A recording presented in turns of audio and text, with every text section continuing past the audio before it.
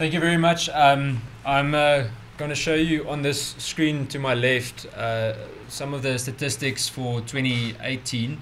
I think it's a good opportunity to just give you a comparative idea between what happened in 2018 and what we saw in 2017. So the point of this infographic is to really just do a comparison of those 2 years.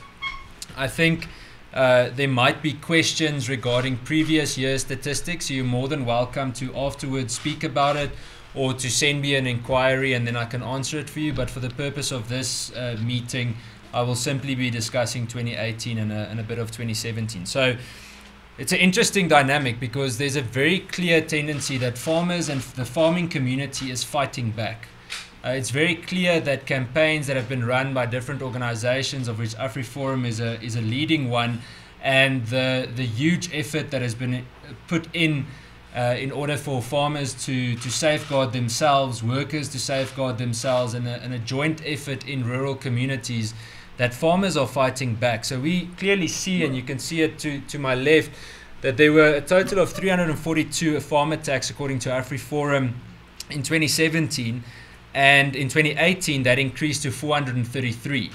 Now, the interesting thing is that murders were almost 20 less murders occurred in 2018 than compared to 2017.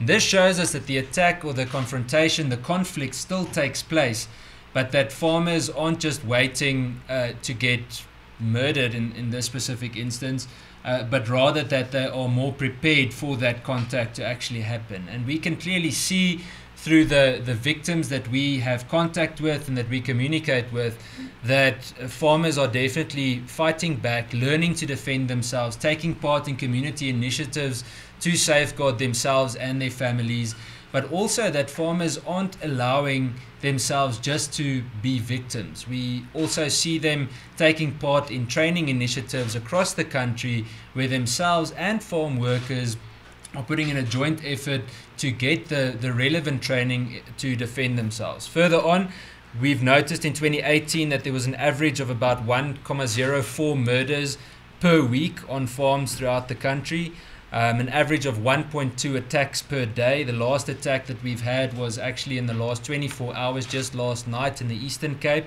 of which I can give more information to you later.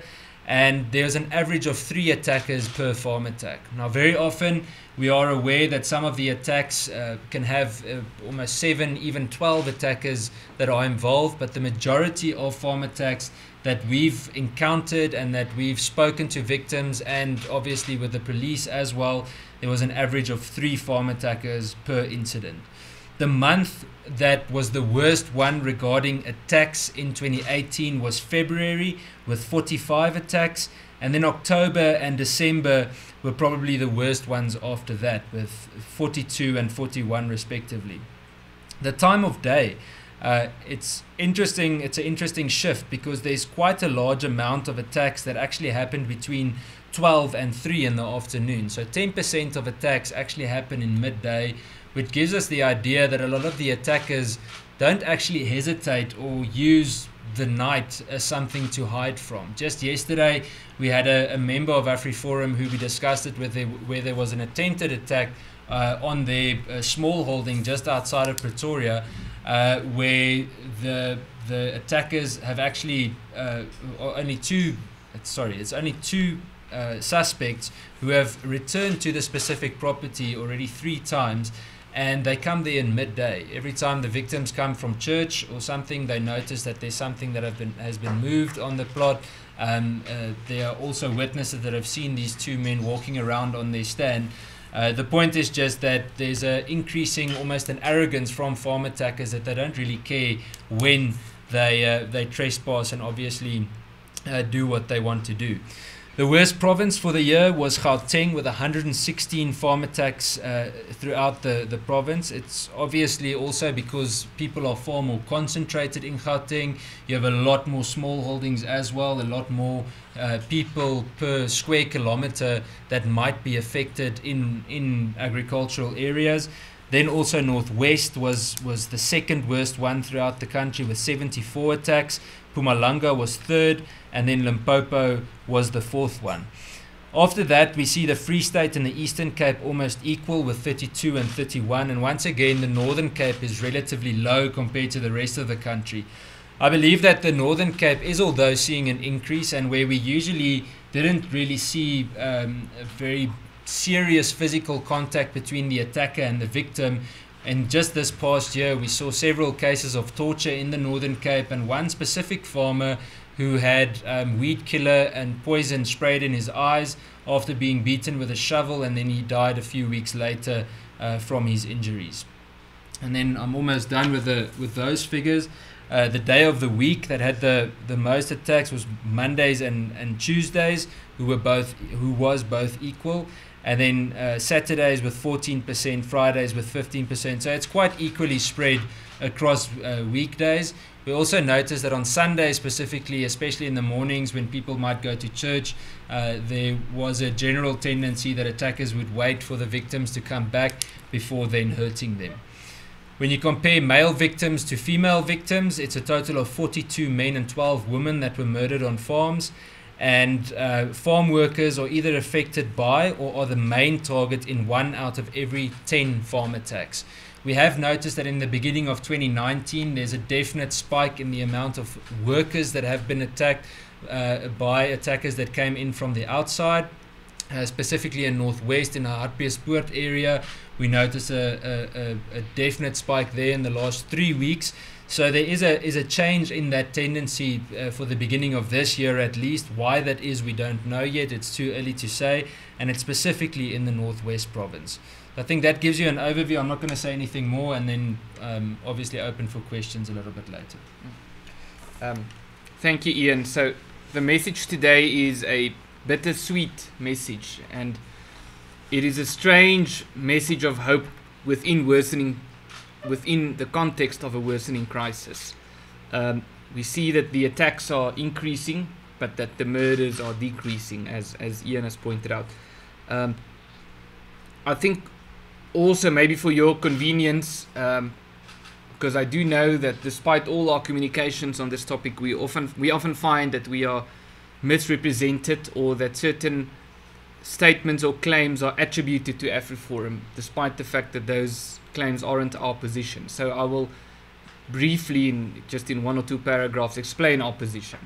Firstly, we still frequently hear that, especially in editorial comments and some news reports, that AfriForum has been traveling the world to tell the world that there's a white genocide in South Africa. AfriForum has not said that, and in our campaigns abroad, when I was in the United States and when Ian was in Australia, and some of our colleagues also who've been abroad, we have particularly stated that we do not believe that this amounts to a genocide. But to say that this is not a genocide does not mean that it's not a very serious crisis. So I'd like to stress that. Our position is that this is a very serious crisis, that these attacks are disproportional. Our position is not that farmers are more important or deserving of special treatment, but that they are deserving of equal treatment. And what we mean by that is that there are many crimes in South Africa where a focused counter strategy is developed by the South African to respond to a unique crisis. And we've seen that with cash in transit heists, we've seen that with copper cable theft, we've seen that with rhino poaching, we've seen that with gang-related violence, with violence against women and children, and others as well. And to say, for example, that rhino poaching is a government priority is not to say that rhinos are more important than other animals. To say that gang-related violence is a priority does not mean that we care more about people who are killed in gang-related violence than people who are killed in other ways. It is to say that this phenomenon is unique, and because of the uniqueness of the crisis, we need a unique counter-strategy that deals with the uniqueness of the crisis. And our position is that the crisis is unique for 4 reasons. Firstly, it is unique because of the frequency at which these attacks are happening. And yes, we do have people saying that there are 20,000 murders in South Africa in a year. Why are you complaining about such a small amount within the 20,000? The problem with that argument is that you need to consider the size of the group. So there have been 20,000 murders, or roughly 20,000, within a group consisting of 56 million people. With farm attacks, it's more difficult to determine the ratio because it's not only farmers who can be victims of these attacks, but the available attempts that have been made to calculate the ratio, every time it indicates that if you are a farmer, your chances of being attacked and killed is much higher than the average South African citizen, and even much higher than being a police officer. So that's the first reason. The second reason is the unique levels of violence that we find during these attacks, with many of the victims being attacked and tortured, as Ian has mentioned. And also, with regard to the tortures, we find that the tortures are disproportionate. If you compare farm tortures to, for example, tortures in urban areas during house robberies, but also the tortures are very extreme, and the attackers seem to be very creative in the way in which they execute these tortures. The third reason is the role that farmers have to play. I have pointed out already that according to the National Development Plan, the agricultural community is said that they have to create 1 million jobs by the year 2030. We know jobs is a big priority. We know that inflation is should be a big priority, and the economy should be a big priority. And we do know that if there's a crisis in the agricultural community, then food prices will rise, which will affect everyone. And fourthly, and we've always said this, the fourth reason is the most important one why we say there should be a focused counter strategy, and it's the least controversial one of the four. And that is simply the fact that farmers live far away from police stations and far away from their neighbors. So if you are attacked in a house in an urban area, you can scream and your neighbors will hear you. You can push a panic button, and within a minute or 5 minutes there will be someone at your house. If you live in a rural area and you live far away from a police station or your neighbors, and oftentimes you don't have signal, that it puts your crisis in another dimension. So those are the four reasons why we say this must be a priority crime. In terms of AfriForum's plan of action, we will execute our campaign against farm attacks on 3 different levels in this year, and we will give you some of the important things that we plan on doing on each of those 3 levels. The first is at a local level, which is largely the work that Ian Cameron and his team is involved with. So currently we have 132 community safety structures across South Africa, and about 8,500 active safety members who are involved as volunteers. And I think this is one of the great successes of AfriForum, the fact that we have so many people who are involved with our community safety initiatives. And I think we believe this is a large part of the reason, or a significant part of the reason, why the murders have declined despite the fact that the attacks are increasing. So on a local level, one of the things we will be doing is to do a farm safety audit among AfriForum's members. I believe the document has already been drafted, so we will execute this among our members to audit their farms to see where there are risks and what they can do on their own farms to minimize their risk of being attacked. Secondly, on a local level, we will put a specific focus on strengthening our community safety networks. As I said, we already have 132. The aim is not so much to increase the number, although that would be a bonus. The aim is to strengthen those structures. So where we have such community safety networks, to empower them to be more effective at what they are doing, to get more people to become involved with those networks, to have more volunteers, to drive more patrols, to have better communication, better training, and so forth. Then on a national level, there's a few things that we will be doing. One of these is this coming Friday, we will launch the Wilmien Potgieter Fund, which is a fund that will particularly deal with children whose lives have been affected by these attacks. Wilmien Potgieter is a little girl who was attacked on the 1st of February 2010 with her mother and her father, and the entire family was murdered in a very, very brutal way. Ati Potgieter was stabbed 151 times with a garden fork, a knife, and a machete, while little Wilmien, who was 2 years old, had to watch, and his wife had to watch. On the crime scene afterwards, they found little Wilmien's feet. They found her footprints, rather, in the blood of her father, and they found that her feet was soaked in her father's blood. So she literally stood on the scene where he was passed away. He was left with a garden fork in his knife. Thereafter, they took Wilmien they shot her in the head, and Wilmien was then left in a box in a storage room outside. After that, Wilna, having witnessed the murder of her husband and her 2-year-old daughter, was dragged into the house. She was asked for the keys to the safe, which she gave to them, and then they forced her to kneel and they executed her. And we have spoken with the family of the Potgieters, who have agreed for us to use the name to link this to this fund. And it will be launched on Friday with a music concert where Adam Tas, the well-known Afrikaans singer, will perform. And all the proceeds of the event will go to this fund. The purpose of this fund will be primarily to help children whose lives have been affected by these attacks to pay for their school fees and to pay for them to go to university. And if we get enough support through the fund, we will be able to use it in other ways as well, such as assisting with trauma counseling and so forth. Then also on a national level, we intend to execute a variety of projects, but one of these is to do a presentation at Parliament about what we think the South African Parliament should be doing to address the problem. We do know towards the end of last year there was there was a hearing in Parliament where farm tax was discussed. AfriForum requested to do a presentation during those hearings. The chairperson of the committee responded saying that we will not be allowed to do a presentation at that hearing, but we will be allowed to do a presentation at a later stage, which we presume will be this year. We then found that during those hearings, AfriForum was discussed quite a lot, among others by the police commissioner, who falsely claimed that AfriForum has been claiming that there's a white genocide in South Africa. So we are concerned about the fact that we have been misrepresented by the National Police Commissioner in Parliament. Thirdly, on an international level, we will organize a follow-up liaison tour to the United States. We are organizing it currently as we speak. It will probably happen in April. We are hoping to do this in the first 2 weeks of April. And the trip will be to Washington, D.C. We will follow up with the meetings that we have already had last year when we visited there.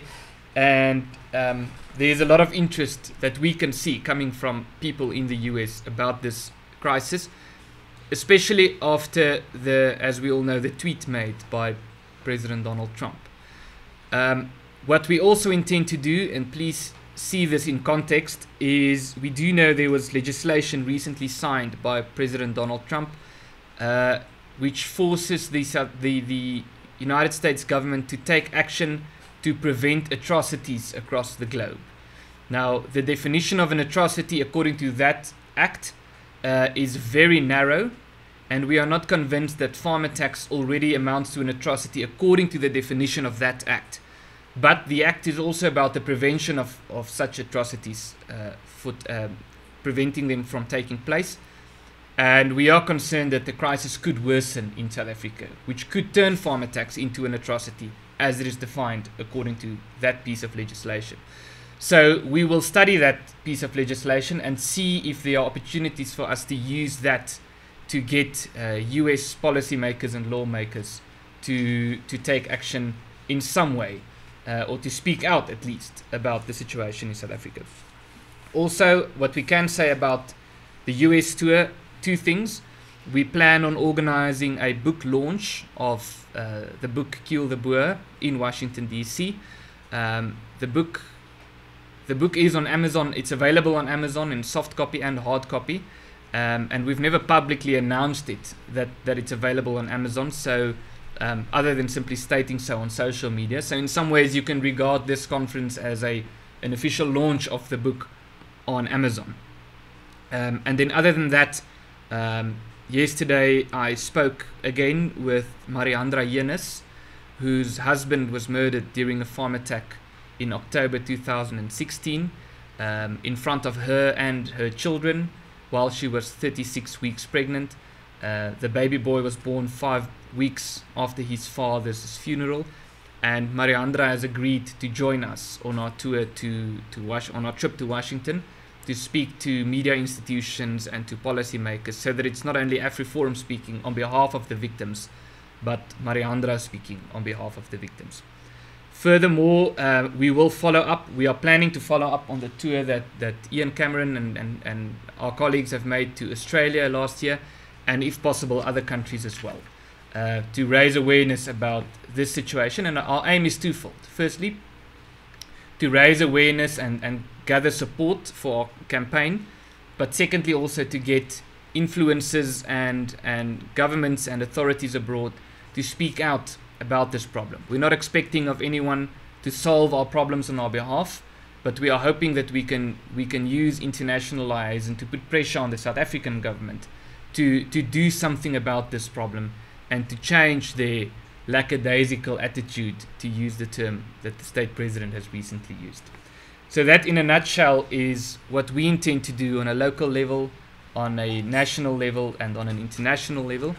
I don't know if there's something that you want to add before we go to questions. I think it might be worth adding just 2 or 3 things. It's actually good that you said the word lackadaisical. You know, there's a general attempt from the South African government to downplay the problem, and every time we go to the international arena and we speak about it, it's as though they laugh and say, but who are these people that are speaking about something that is not actually occurring? So I want to mention specific people whose lives have been destroyed by these attacks and where the government has done absolutely nothing, and this includes the police on ground level in these specific areas have done absolutely nothing to help these people to make sure that justice was served. The first one I want to mention is Trisha du Toit. Now it's interesting to mention Trisha because she falls under the same area where Naka Drotsky was shot last year. When Naka Drotsky was shot in a farm attack, everyone started jumping on it. The media across the world wanted to know what's happening with Naka. And Naka's family, including himself, said to me just a week ago again, but what if it wasn't Naka? What if it was just a normal person? Why now suddenly does it get attention? Because when Trisha du Toit was shot, they shot her whole jaw off. To this day, Trisha doesn't have teeth. And she now has to have reconstructive surgery done on a monthly basis on her face in order for her just to be able to eat properly again. Why suddenly, when it's someone that we know previously, does it get attention? But our government doesn't find it serious when an old lady is tortured and her face is blown away by a gunshot. On top of that, I want to add Mani Entris, also in the same area, falling under Camille Drift, just outside of Pretoria, where his wife was murdered in front of him and his granddaughter. To this day, the police didn't take fingerprints from the lock that was removed from the gate by the attackers themselves. Mani took that same lock to the police, to the cluster general in charge of that area, and handed it to him and said, why didn't forensics pick this up? He is now on his 4th or even 5th investigating officer, and he still doesn't have any feedback pertaining the investigation. If we look at the Drotsky case, also in the Camille Drift area, to this day, not one bit of feedback. I was the one with my team that found a glove left behind by the attackers on a piece of wood, and we informed the police after everyone had walked around on the scene that here's a glove of one of the attackers that you didn't pick up and you didn't remove. When one of my team members found an empty cartridge from a firearm that had been discharged, we told the police about it, and the first reaction that we got was, it's probably the neighbor who fired shots, don't worry about it. So if that's the way that we're going to approach these types of violent crime scenes, why do people find it difficult to understand that we are worried about the way that the South African Police Service is approaching this problem? And then there's a last one that I would like to look at. This is a specific attack that happened at the end of last year in the Eastern Cape in the Burgersdorp area, where an elderly man was home alone. They wanted to pour boiling water over him, and if at first they thought it was good luck because, or the victim thought so because there was load shedding. And just after that, they decided, but wait a minute, the geyser still works and it has hot water in it. So they emptied an entire geyser of boiling water over a man in his 80s. He can't even walk properly. But that didn't seem to get any attention from the South African Police Service. In fact, the message that was released by the South African Police Service was that he sustained minor injuries and he's being looked after in Bloemfontein in a hospital there. So if that is the reaction that we get after someone has a whole geyser of boiling water poured over them, how do you expect us not to get or not to enlarge our campaign in the international arena to try and pressure the South African government to actually do something about the problem.